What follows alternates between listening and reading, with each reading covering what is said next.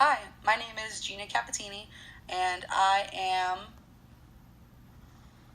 doing my case study on Bethune State softball program. Um, you know, I believe the issues with the program are the new head coach and her high expectations, the lack of leadership from her, the players resisting her leadership and this and that. And then they have a bad support system from the university, and they lack organizational structure. Now, relationships between the coaches and the players is very important in college softball. The coaches play an important role in the athletes' lives. They are essentially an interim parent for the players. A lot of them are from out of state, they're on the other side of the country. So I feel like, as a coach, not the personal aspect of it, but just being there for them, helping them through certain situations, making sure that they're passing their classes, and just being on top of them as a parent would. Obviously, you don't want to get too emotionally involved, but just as a boss would, you want to make sure that they're reaching their highest potential. To build the players' respect, you must earn it, not demand it. And I feel like this is where Bethune State's coaching philosophy is. She came in demanding the respect from the players, where she didn't take the time to get to know them or learn about them, and that building that relationship with them is okay. With the players is okay. It's a matter of you want them to succeed, and they need to see that. Here's a quote. Horn states that effective coaching behaviors result in the athletes reaching personal achievements, performance goals, and positive psychological outcomes. And I believe this is very similar to being a parent for them. You want them to achieve, you want them to reach their goals, and you want them to be in a good mental state. Now, Bethune's background is they're a small Division I school that is not widely known for their athletics. The head coach, who is there now, was there from the years 2000 to 2005. And she took the 2005 team to the NCAA Women's College World Series Super Regionals. And this is a big achievement for a small-time Division I school. They were good enough, not talent-wise, but because they worked hard, they were able to get to that next level. And after this season, she received a lot of offers from different schools, big-time Division I schools, where it increased her pay grade, increased her budget, the potential of the players coming in, everything increases. So she received it. It was a Big Ten school, and she took it without a doubt. 10 years in that position, she decided that BSU is her home, and when the coaching position at BSU opened up once again, she decided to take it. New year, same team, new goals. The year she got in 2005, she made drastic changes to the program.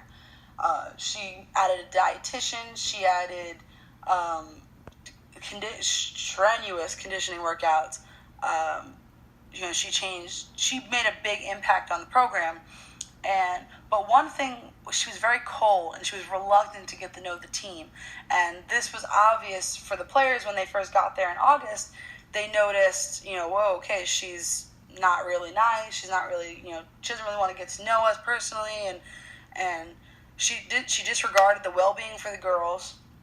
And as the months went on, they noticed this more and more, and they were starting to get a little standoffish with her. The more errors they made, or the more mistakes they made at practice, she started making threats. She started making threats to pull their scholarships if they didn't start working harder. She threatened them with physical punishment. They would have 5-hour-long practices.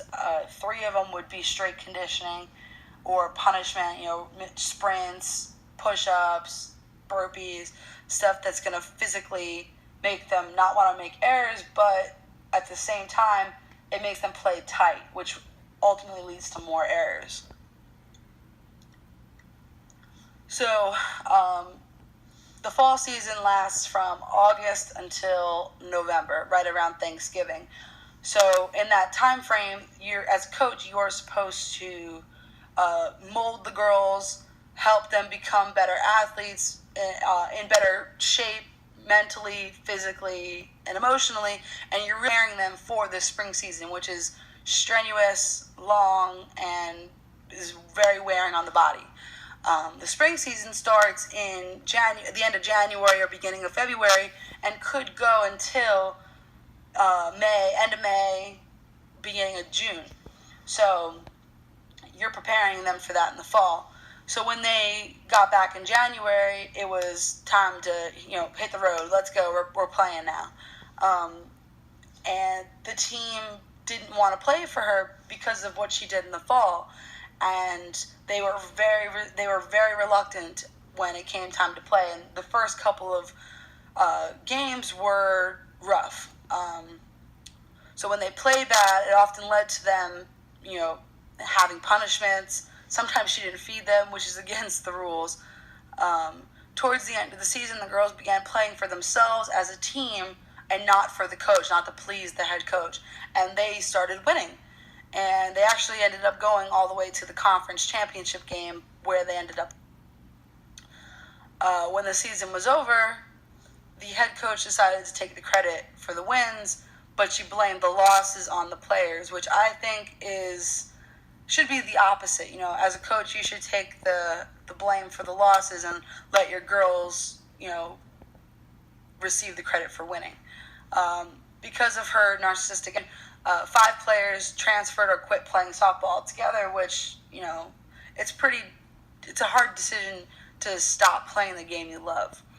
And both of her assistant coaches left the program as well because they didn't like her attitude. Why Bethune-Cookman struggled was because their head coach is narcissistic and is a horrible leader. She does not teach the players anything other than to be terrible leaders. And she's creating a vicious cycle of bad, which in the future, when these girls receive jobs and, they become CEOs or managers or bosses, they are going to treat their lessers or ladders like how she treated them, because that is the only way they know to treat somebody underneath you. And the organization she's developing has horrible structure and will soon crumble if not fixed. What can be done is the head coach needs to develop better leadership qualities, or they'll need a new head coach.